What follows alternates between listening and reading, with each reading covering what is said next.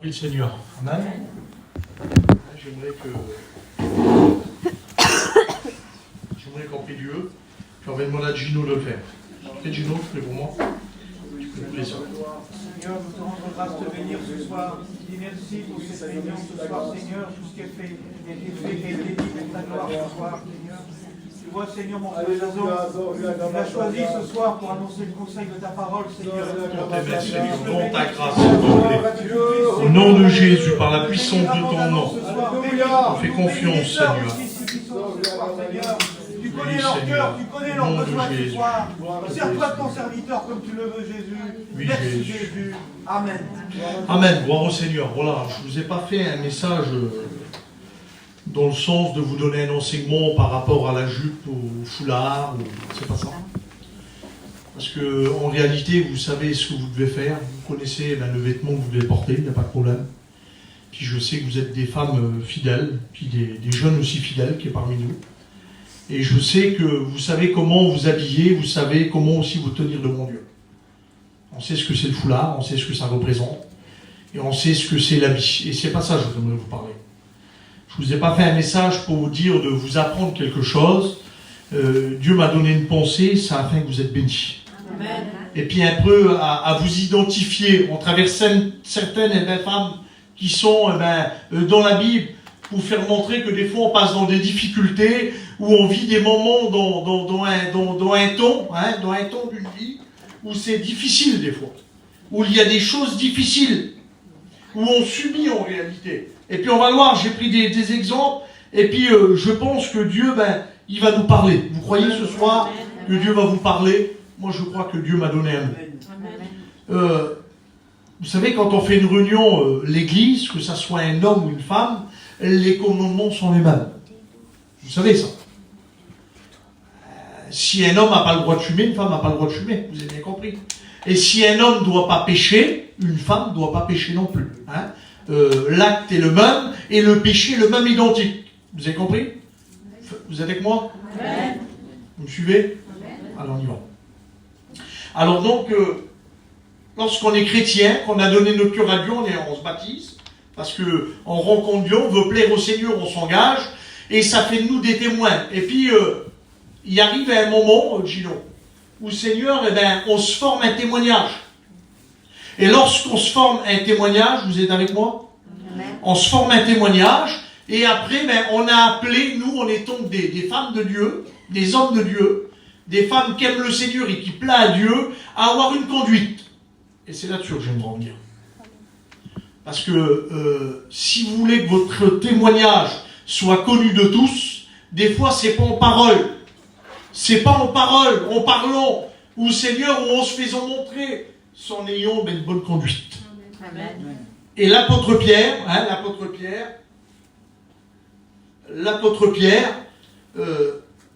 il va en parler de ça. Parce que l'apôtre Pierre, c'était un apôtre du Seigneur, et lui, il était marié. Lui, il avait une compagne. Alors, il y en a peut-être qui le savent. Qui sait qui savait que l'apôtre Pierre était marié? Levez la main. C'est bon. Qui sait qui ne le savait pas? Levez la main. Alors, vous saurez, quand on vous parle de l'apôtre Pierre, c'était un homme marié. Amen. Ça veut dire qu'il avait une compagne chez lui. Et j'aimerais terminer avec la compagne de Pierre. Vous voulez? Il y a 3 autres femmes que j'aimerais voir avec vous. Puis on va voir un peu leur parcours. Mais voilà, l'apôtre Pierre, il va dire ça, lui. Puis il ne va pas faire mention à une femme ou à un homme, il va parler à l'église du Seigneur. Et j'aimerais le dire, vous êtes qui, vous? Vous êtes qui ce soir, les sœurs? Vous êtes l'église de Dieu. Amen. Gloire au Seigneur. Alors Pierre, il va dire ça dans 2 Pierre 3 au verset 11. Combien votre conduite et votre piété doit être sainte. Et puis, on le sait, nous. On sait très bien que lorsqu'on est une chrétienne, lorsqu'on est un chrétien, notre conduite à nous, notre comportement, notre façon de faire, même dans nos foyers, même dans nos entourages, ou qu'on soit avec des gens qui ne connaissent pas le Seigneur, la Bible a dit qu'on doit avoir une bonne conduite. Et l'apôtre Pierre nous le rappelle. Et puis après, il va parler de la piété. Qui sait ce que c'est la piété? Levez la main. C'est quoi, Mazor, la piété? C'est rentrer dans les Oui, ça n'en fait partie. Mais il y a encore quelque chose. C'est encore plus... C'est entrer dans les choses de Dieu, elle a raison. Andrea, c'est quoi pour toi la piété? C'est avoir de l'amour. Aider les uns les autres, avoir un cœur, comment je vais dire, comment je pourrais dire ça, enfin, voilà. Aimer les gens, les aider, avoir de la compassion. D'accord. C'est bien. On fait la réunion ensemble, hein, c'est ça le but de la réunion. Hein. Si vous avez une idée, vous me coupez, on ne gêne pas. Hein. C'est pas parce que c'est moi qui prêche. Être vraiment ancré dans les choses de Dieu. D'accord, ben, ça fait partie de ça aussi la piété, oui. C'est tout ça en réalité la piété. Et puis écoutez, alors vous voulez que je vous dise c'est quoi la piété? Selon la Bible, vous voulez que je vous en parle?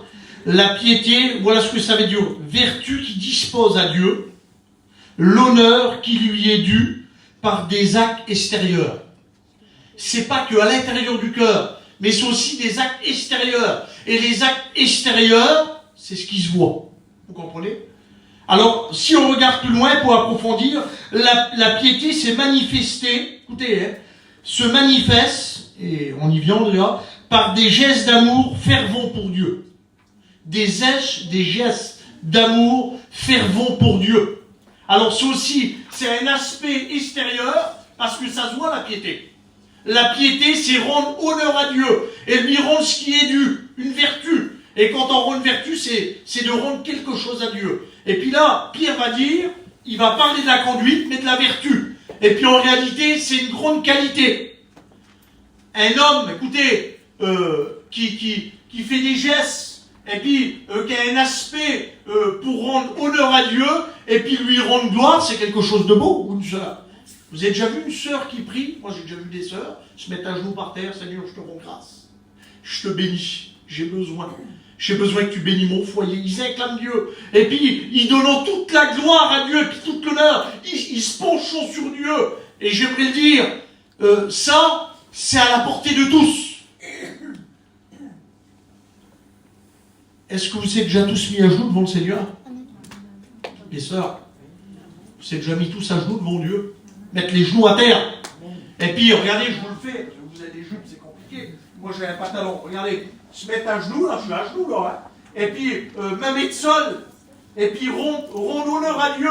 Je t'en remercie parce que tu as béni mon foyer, tu as béni mes petits. Seigneur, tu m'as tout donné. Tu es un Dieu puissant et tu es grand. Et puis, on lui rend l'honneur qui lui est dû. Et puis après, il va dire que là, il va parler de manifester. Manifester, c'est de produire quelque chose. Et là, il dit quoi dans la piété? Il dit qu'on doit, écoutez, hein, qu'on doit produire des gestes d'amour fervents pour Dieu. Ça veut dire être fidèle, fervent. C'est fidèle. Et puis produire des gestes d'amour pour Dieu fervents, c'est quoi? Alors comment qu'on peut le faire en réalité? Le prier, aider les uns les autres. C'est quelqu'un a prier, des uns les autres, ça fait partie des choses pour Dieu. Hein? Mais c'est quoi aussi? Ça peut y avoir encore quelque chose? Jeûner aussi. Jeûner, oui. Ça peut être aussi dans le travail de l'église. Vous voyez, il y a une sœur ou deux, je ne sais plus. Je sais qu'il y a Christelle, il y a une autre sœur aussi qui s'occupe des fleurs, qui c'est? Elle est là, sœur Marina. Voilà. Eh bien ça, c'est pour Dieu, ça. Puis c'est un geste d'amour. Et puis c'est pas, écoutez, c'est pas, on le fait pas qu'une fois. Tant que je suis là, je le ferai, Seigneur. C'est fervent. On le veut, on veut être fidèle. Et puis on veut pas arrêter de le faire. Au contraire, on veut continuer. Et puis ça, c'est beau en réalité. Et puis c'est beau les sœurs qui travaillent pour Dieu. Et puis, je suis content, vous comprenez? Mais l'apôtre Pierre, il va me dire encore quelque chose. Il va conseiller les chrétiens qui sont là. Il va conseiller les sœurs de l'époque. Il va dire, en voulant dire, vous êtes des femmes, et des femmes, eh ben, fermes. Vous avancez, vous vivez, vous avez une bonne conduite, vous avez de la piété, vous avez de l'amour, vous êtes fervent envers Dieu, vous montrez votre amour pour Dieu, parce qu'il y a des gestes, hein, quand il y a des besoins, vous êtes les premiers à donner. Quand il y a une petite sœur qui n'est pas bien, eh ben, tu es la première à l'aider, toi, parce que tu le vois. Et puis une chrétienne, c'est appelé à ça. On n'est pas appelé à tout garder pour nous, on a appelé en réalité à donner. La Bible a dit, si un homme a donné, eh bien, si un homme a reçu, il peut donner. Et si une sœur a reçu du Seigneur, quand tu reçois le mot de Dieu, quand tu reçois quelque chose que tu es dans ton camping, et que tu penses à la femme, à Mondi, à la femme à Gino, eh bien demain, Seigneur, eh bien je vais prier pour elle. Et puis demain, quand je verrai Mondi, si tu me parles, eh bien je lui dirai un mot. Et puis, eh bien, des fois, Dieu met un petit mot. Vous voyez? Dieu met un petit mot parce qu'elle allait décourager. Toi, tu le sais pas, Dieu te parle. T'es pas une devin, toi. Mais Dieu parle aux sœurs. Et il les utilise, les sœurs. Alors, toi, tu vas arriver, tu vas aller vers la femme à Gino, Mondi, et tu vas dire, tu sais, Mondi, j'ai prié pour toi hier. Ouais. Et Dieu m'a dit que faut que tu es fort. Parce qu'il t'aime, le Seigneur. Et même si tu passes d'un moment difficile, eh bien, Dieu est avec toi. Amen. Et puis, vous voyez, ça, c'est le travail de Dieu. Et puis, c'est beau d'être dans le travail de Dieu. Mais voilà, l'apôtre Pierre, il va regarder les personnes qui sont là. 1 Pierre 3, 17, il va dire ça. Vous ne devez pas déchoir de votre fermeté. Vous savez ce que ça veut dire, le mot déchoir? Ça veut dire arrêter. Ça veut dire que le Seigneur, il te parle ce soir, en étant femme, en étant jeune fille. Le Seigneur te dit que tu ne dois pas arrêter dans ce que tu as entrepris avec lui.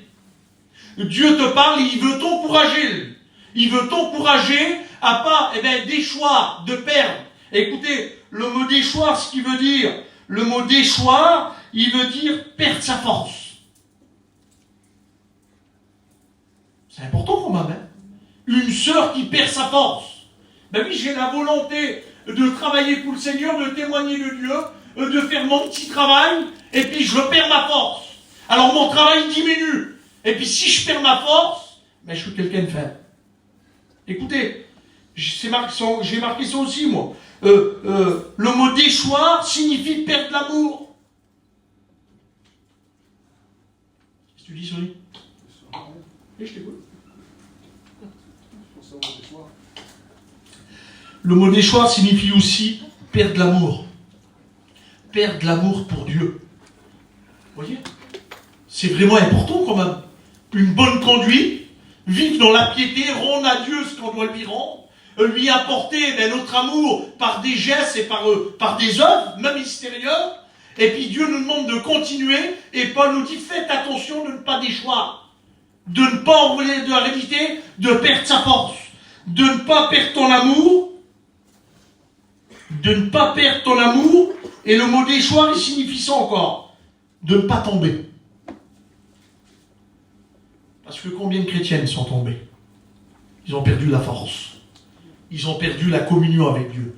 Perdu l'amour de Dieu. Perdu en réalité cette fermeté. Perdu, écoutez, en 3, j'ai marqué aussi le mot déchoir, veut dire perdre les valeurs de Dieu, que Dieu a mis dans nos cœurs. S'affaiblir. Puis j'aimerais vous dire, le mot déchoir en réalité n'est pas beau. Puis je veux pas, moi, en étant que serviteur de Dieu, je suis pas une femme, moi je suis un homme. Je veux pas déchoir.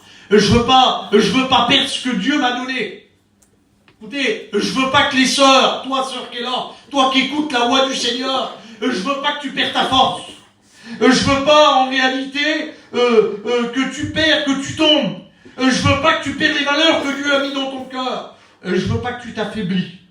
Mais je veux que tu grandis avec Dieu. Amen. Et si Pierre disait ces mots, parce qu'il savait qu'il y aurait quelques-unes ou quelques-uns, qui quitteraient la main du Seigneur, ou qui s'éloigneraient, et qui seraient tombés, qui auraient perdu la force de Dieu, qui auraient perdu les valeurs de Dieu, perdu l'amour de Dieu. Et ce soir, s'il y en a quelques-uns, j'aimerais te dire que Dieu te rappelle. Parce que Dieu t'aime ce soir. Le Seigneur, il veut ton bien. Le Seigneur veut t'encourager. Le Seigneur, il veut que tu aies un bon témoignage. Vous savez, le témoignage, écoutez, un serviteur de Dieu, un ancien, il l'a marqué dans ma Bible, et puis je l'ai compris. Il m'a dit, ta prédication passera. Et c'est vrai. Combien d'hommes, leur prédication, ont passé, ils sont morts. Et puis on savait que c'était des bons pasteurs, mais en réalité, on ne se rappelle plus de leur prédication. Mais il va dire, ton témoignage ne passera jamais, lui. Et vous avez vu, même s'il y en a qui partent, lorsqu'on est un homme de Dieu, lorsqu'on est une femme de Dieu, notre témoignage reste. Vous comprenez? Parce que le témoignage, c'est pas qu'un mot, c'est une vie complète. Et ce soir, Dieu veut que tu aies un bon témoignage. Même si c'est difficile, même si des fois, en réalité, tout n'est pas sur rose, mais le Seigneur, il veut nous bénir. Là, j'ai marqué pensée, ça c'est ma pensée à moi. J'ai marqué ça. Même si on souffre, restons fermes pour Dieu. Même si c'est difficile, même si je passe dans la difficulté, elle l'a dit la soeur tout à l'heure. Je veux plus être 10 ans comme ça. Ah oui, Seigneur. Mais Seigneur, s'il faut que je repasse, je le ferai. Et je pense que Dieu l'a béni, et Dieu va la bénir encore. Amen. Il va tellement la bénir, je le crois, c'est la foi dans mon cœur, que Dieu va convertir son mari. Et puis dans les temps à venir, on le verra ici. Et ça, ma soeur, il ne faut pas que tu le perdes. Ça fait partie de la fermeté, ça fait partie de la demande, ça fait partie de l'amour. Parce que l'amour, la Bible dit qu'elle croit tout, l'amour. Ça, c'est l'amour de Dieu. Et l'amour de Dieu, c'est pas l'amour philéo. L'amour philéo, c'est l'amour familial. L'amour de Dieu, ça s'appelle l'amour agapo. Et l'amour agapo, elle surpasse tout. L'amour agapo, c'est quelque chose de formidable. C'est quelque chose de magnifique. Alors écoutez, restons fermes. Et puis là, j'ai pris une femme. Parce que des fois, la vie chrétienne, c'est difficile. Et puis des fois, c'est difficile. Et puis des fois, on n'est pas compris des autres. Parce qu'il y en a en réalité, puis je veux le dire, c'est comme ça. Voilà. Il y en a, ils se convertissent et ils ont tout de suite. Ils reçoivent tout. Et puis il y en a en réalité, ça fait 15 ans qu'ils sont convertis. Ça fait 10 ans, et leurs compagnons, ils ne sont pas convertis. Puis elle s'approche de Dieu, le compagnon, il se convertit, et puis tout leur est donné. Et puis ils sont comblés. Et je bénis Dieu. Des foyers comme ça. Mais il y en a, c'est pas comme ça. Il y en a, ils ont des foyers divisés, les sœurs. Qui c'est qui a un foyer divisé? Lèvez la main. Il y en a quand même, vous voyez. C'est du vécu. C'est pas que des ondits, vous voyez. Il y a des foyers, ils ne reçoivent pas comme ça. Mais croyez à la bénédiction de Dieu. Amen. Parce que la Bible a dit, écoutez bien, il n'a pas dit juste toi, il a dit toi et toute ta famille. Amen. Ça veut dire que toi, en étant qu'une chrétienne, en étant qu'un témoin dans ton foyer, pour ton entourage, si en réalité tu portes ta croix, parce que c'est ça, hein, Jésus va dire, celui qui me suit, qu'il se charge de sa croix. Il n'a pas dit, Seigneur, tu prendras ma croix et tu me suivras. Non, il a dit qu'il se charge de sa croix lui-même. Et ça veut dire qu'il y aura des difficultés, Sony, qu'il y aura des problèmes. Mais si on est ferme et qu'on va jusqu'au bout, qu'on a un bon témoignage, Dieu va bénir. Amen. Et puis vous savez, il y a des sœurs qui souffrent, puis des fois il y a une injustice. Puis moi j'ai pris une femme dans la Bible. Il lui manquait quelque chose dans son cœur. Il lui manquait quelque chose qui comblerait sa vie. Et puis en réalité, la plus grande des choses que nous on veut lorsqu'on est chrétienne, c'est que nos enfants se convertissent. Amen. On veut qu'ils rentrent au ciel. On veut qu'ils soient bénis. On veut qu'ils acquérissent des choses. Et puis en réalité, des fois, vous savez, le diable est subtil. Et puis le diable, il fait mal. Et puis le diable, il se sert de celle et de celui qui n'est pas attentif et qui ne fait pas attention. Il se sert même des fois des chrétiennes qui sont faibles et qui ne sont plus à l'écoute de Dieu. Et il se sert d'eux pour blesser ceux qui sont forts et leur faire du mal des fois. Et j'aimerais le dire, en faisant ça, ils ne font pas l'œuvre de Dieu. Le diable leur met des petites pensées et puis ils se croient justifiés dans leur cœur. Mais en réalité, ça fait mal à celle et celui qui est là.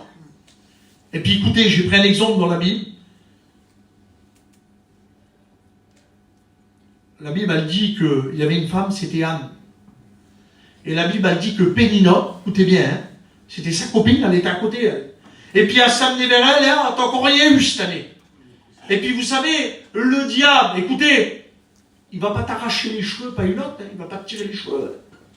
Il n'y a personne qui va te frapper avec une batte de baseball. Hein. Je bois. Je mange de la charcuterie.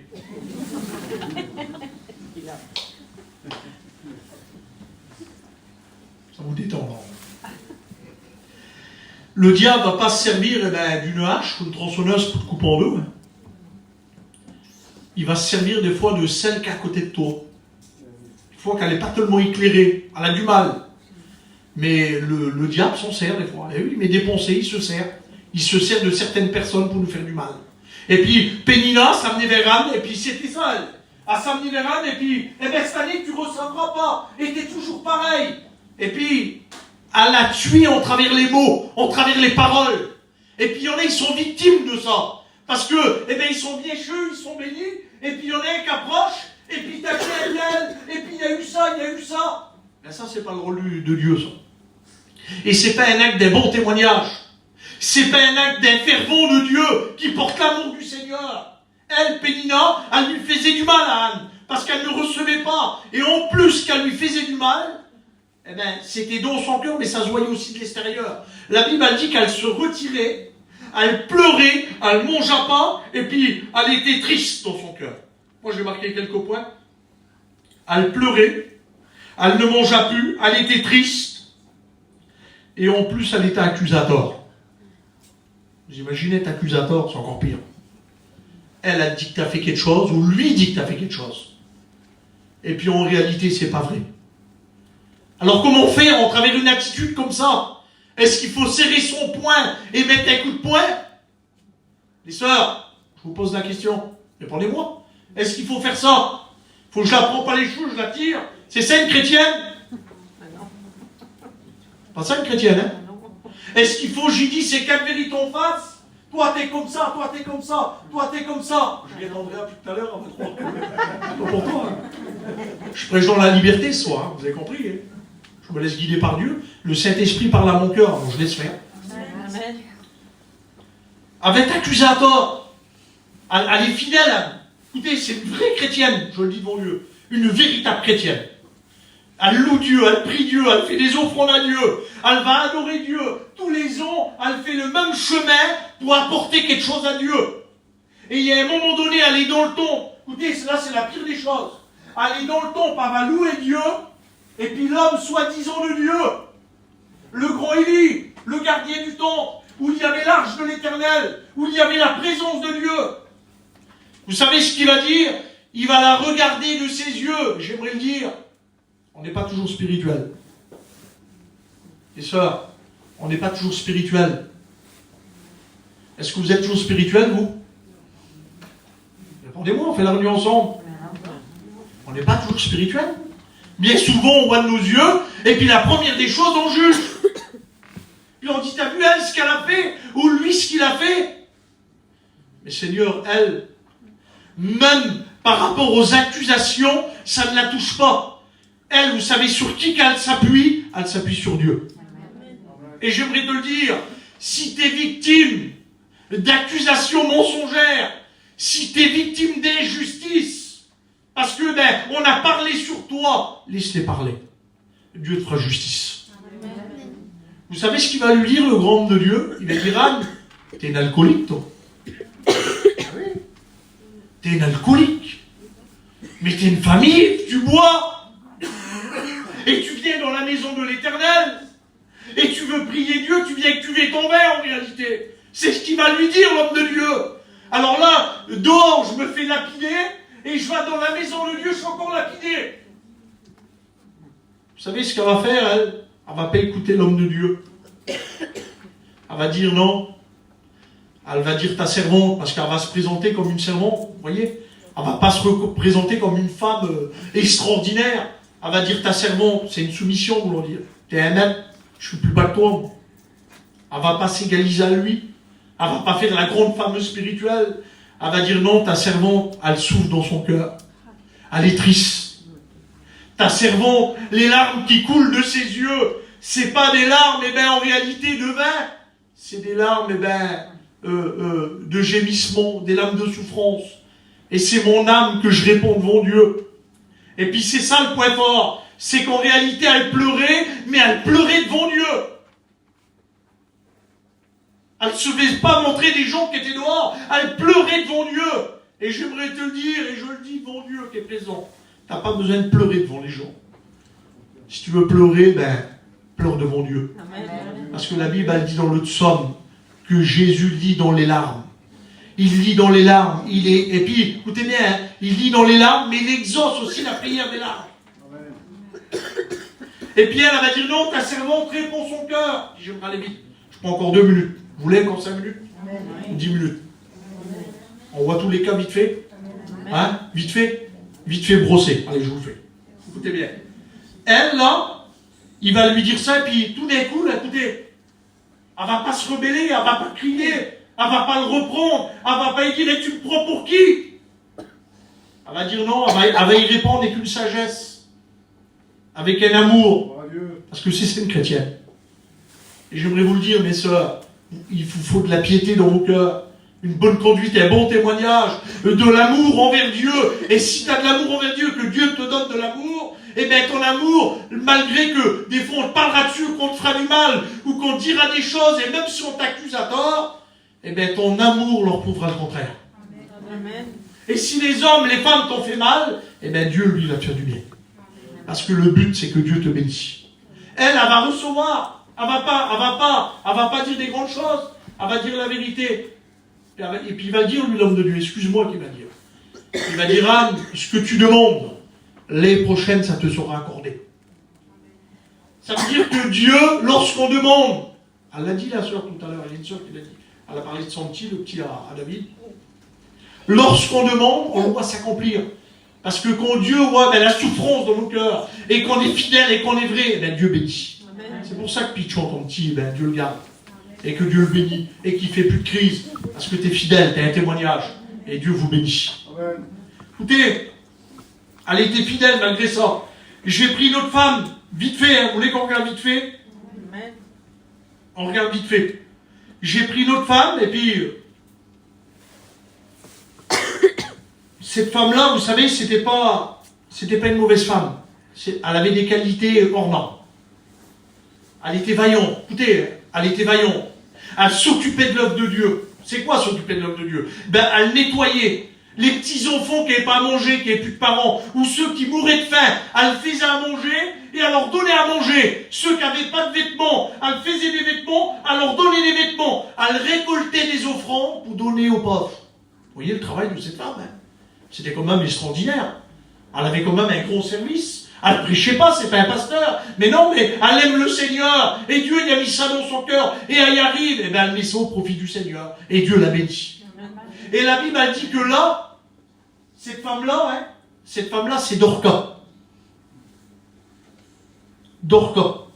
Et Dorca, écoutez, parce que comme tout homme, comme toute femme, on aura tous une fin, vous le savez. À part si Jésus revient, qu'on est vivant, on part avec lui. Mais si tarde à venir, on va mourir. Vous le savez. Hein.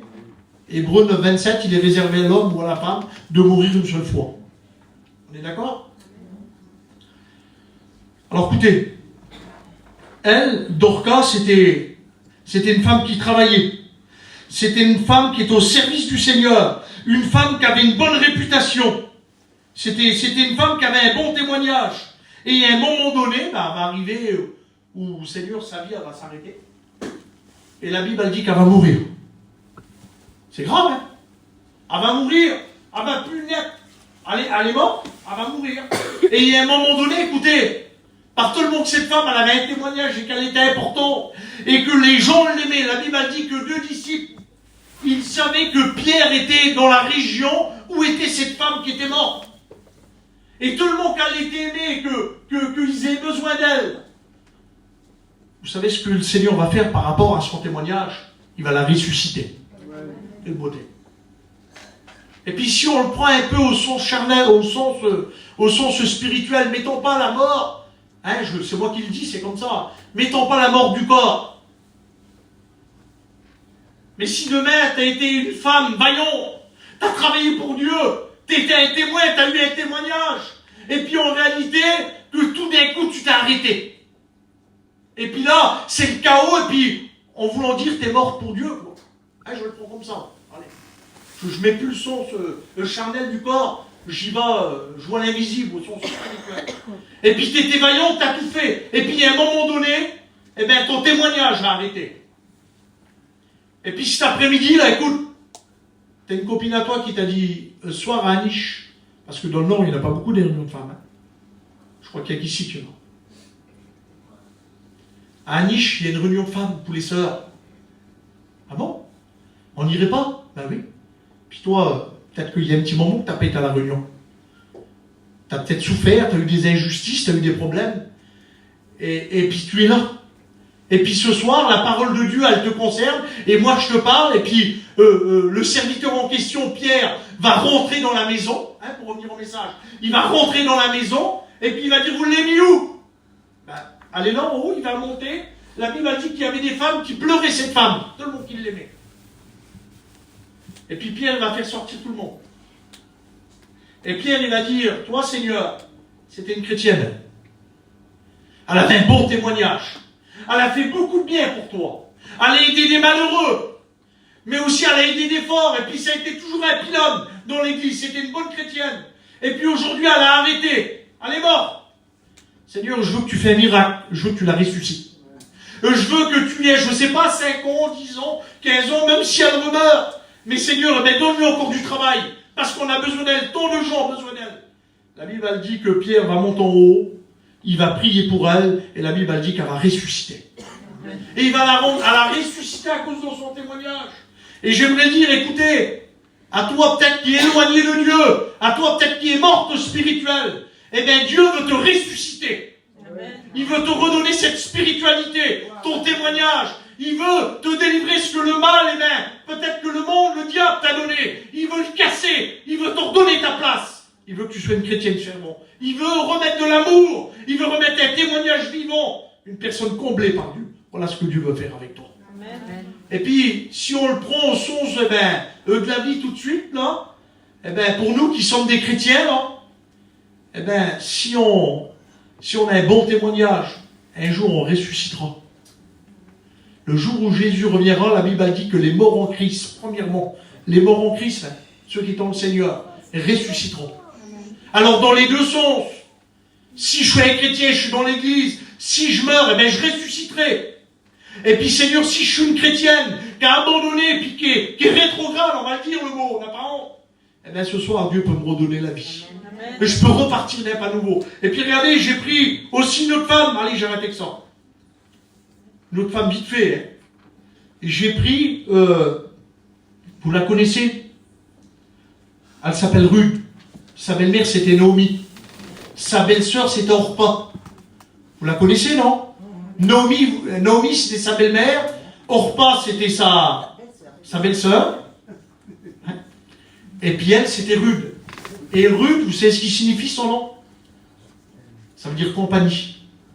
Ça veut dire ami. Et puis Ruth, c'est pas une femme qui a eu la vie facile. Elle a souffert. Ruth, c'était pas une chrétienne. Elle faisait partie elle faisait partie du pays de Moab. Et elle s'est mariée avec un juif. Ben, le fils de Naomi. Et puis la Bible a dit, écoutez, que Naomi, son mari, va mourir. Son beau-père va mourir. Puis c'est triste, Seigneur, quand on a nos familles qui meurent. Hein, on voit notre compagne. Et puis son père meurt. Notre cœur est déchiré. Vous avez compris? Et puis là, ben, c'est le père de son compagnon qui va mourir, à Ruth. Et l'homme d'Orpa, hein, son frère, donc à l'homme de Ruth, il va mourir quelque temps après.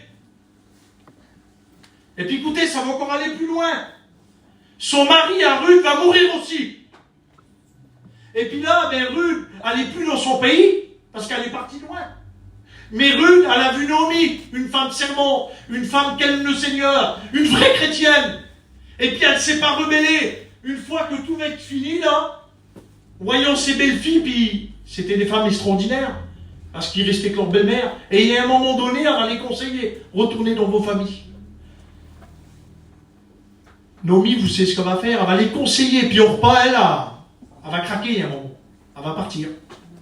Mais Ruth, elle a continué. Elle aurait pu dire, je t'abandonne, je te laisse. Et puis, en réalité, ton Dieu que tu sers, aujourd'hui, c'est mon Dieu, c'est ce qu'elle veut dire. Je l'ai trouvé, c'est le véritable. Malgré qu'il y a de l'injustice. Malgré que je suis, en réalité, que c'est vraiment compliqué pour moi. C'est de l'injustice. Il y a plein de choses qui ne vont pas. Et c'est compliqué. J'ai plus de mari. Toi, tu n'as plus de mari. Mais Seigneur, Dieu veut que je reste avec toi. Alors, je vais être fidèle. Puis c'est ce qu'elle va faire. Quelle femme de Dieu, Seigneur. Elle va tout le monde faire. Et bien, ce qu'elle avait perdu, Dieu va lui redonner. Il va lui redonner quoi? Il va lui redonner un compagnon plus tard. Parce que la Bible a dit qu'il n'y a que la mort qui nous sépare. Alors si une femme perd son homme, hein, vous comprenez bien, hein, une femme perd son homme, et puis qu'elle reprend un mari, et bien qui n'est pas d'une autre femme, mais que c'est un jeune garçon ou un vieux gars, il n'y a pas de problème, vous comprenez? Elle peut se remarier. Et puis, ça c'est la Bible, c'est les critères de la Bible, ça. Vous avez compris, hein? Vous avez bien compris? Vous n'avez pas compris? Bref. Vous comprendrez plus tard. c'est pas le sujet de la prédication. Mais la Bible a dit que Dieu, il a tout redonné. Vous savez pourquoi? Elle a souffert, c'était vraiment difficile. Mais Dieu, il a tout redonné. Et quand Dieu, il a tout redonné, eh ben, c'était une femme comblée. Pourtant, elle a subi. Et puis, j'aimerais prendre la dernière femme. Vous voulez? Encore 5 minutes. Ah, il n'est pas tard. J'arrête ou je continue? Qui c'est qui veut que j'arrête? Levez la main. Qui c'est qui veut que je continue? J'aimerais vous parler de la belle-mère de Pierre. Pas de la belle-mère de Pierre, c'est pas. De la femme de Pierre. C'était quoi la femme de Pierre? Quelle était sa vie en réalité? Quelle était la vie de la femme de Pierre? Pierre était marié, il avait une belle-mère, vous vous rappelez bien, Jésus dans la synagogue, sa belle-mère, elle a une maison un peu plus bas, et Pierre, il a sa maison là. Et puis, Pierre, quand il va dans sa maison, hein, il y a la belle-mère de Pierre aussi qui est là, et puis dans la maison, ben, elle est remplie de fièvre. Et puis Jésus va dans la maison, la Bible elle dit qu'il la toucha, il pria pour elle, et la fièvre parta. La Bible elle dit comme si il n'y a jamais rien eu. Elle se lève, elle est servie, elle leur donne à manger, elle faisait tout ce qu'il y avait à faire. Mais voilà, le contexte de ce foyer à Pierre, parce que c'est un apôtre, c'est un serviteur de Dieu, en réalité il a quitté son foyer. Mais la vraie base de Jésus, là, parce que la Bible elle dit qu'il revenait constamment à Capernaum, Jésus. Prenez Marc 2, la Bible a dit que Jésus était rentré à la maison. C'était même plus la maison de Pierre, c'était la maison au Seigneur, aux disciples. Et elle, écoutez, la femme de Pierre, elle ne disait rien. Elle avait 13 hommes à table, il fallait s'occuper des 13 hommes, il fallait les nourrir, il fallait leur donner de l'eau pour qu'ils se lavent, il fallait faire plein de choses. Et ça devait être difficile. Sans compter, écoutez bien, quand Jésus revenait, parce que s'ils étaient 13 avec Jésus, il y avait aussi des malades qui venaient là. Rappelez-vous, écoutez, je vous rappelle juste un petit passage pour vous faire montrer la difficulté de la femme de Pierre. Combien ça devait être difficile le ménage, combien ça devait être difficile de les entretenir tous, combien ça devait être compliqué ces personnes malades qui rentraient dans la maison. Rappelez-vous, les 4 hommes qui portent le paralytique. Vous vous rappelez des 4 hommes? La Bible a dit qu'ils vont vers la maison, Marc 2, vous le direz dans la Bible. Il prend, la maison était remplie de personnes. Ils ne pouvaient plus rentrer.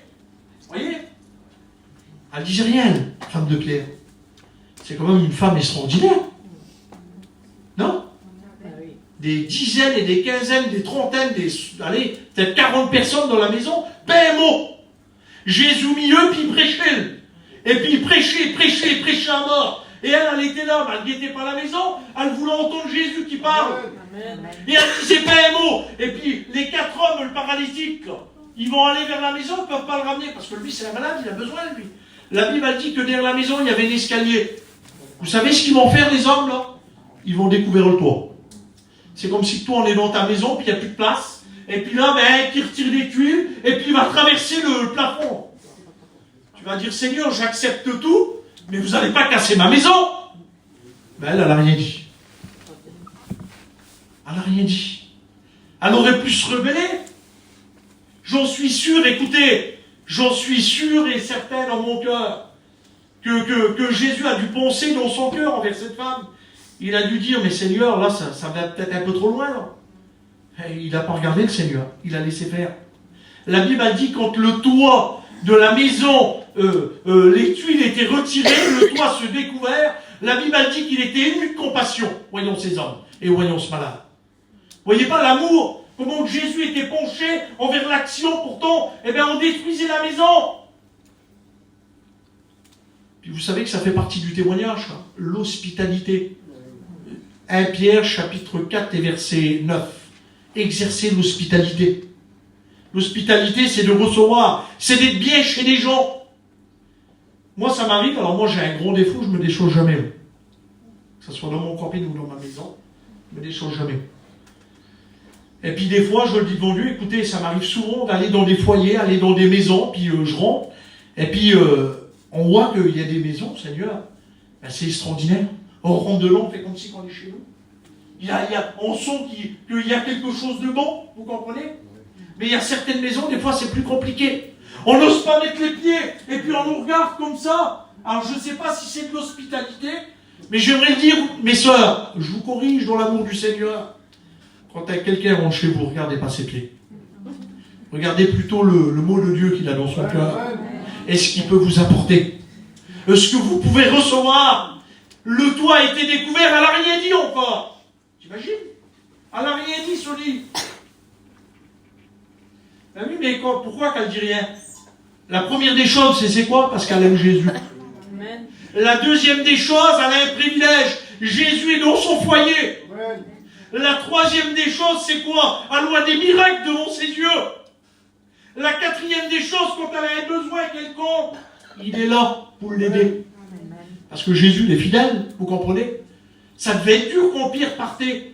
Allez, on part de Capernaum, hein, où tu as ta maison, Pierre. Ouais. On va faire 120 km à pied. On va aller où? On va aller au puits de Sichar. On va aller où c'est qu'il y a la Samaritaine, là, que Jésus lui parle tout seul, qu'il lui demande de l'eau. Il y a combien de ta maison là-bas? Ben, il y a 120 km. 120 km à 13 hommes à pied, ça met du temps. Hein. Non? Puis sans compter le temps qu'ils vont rester. Pierre, il devait partir peut-être 2 mois des fois de la maison. Pendant 3 ans et demi, ça a duré ça. Il devait partir peut-être pendant 2 mois. Pendant 3 semaines, pendant 1 mois.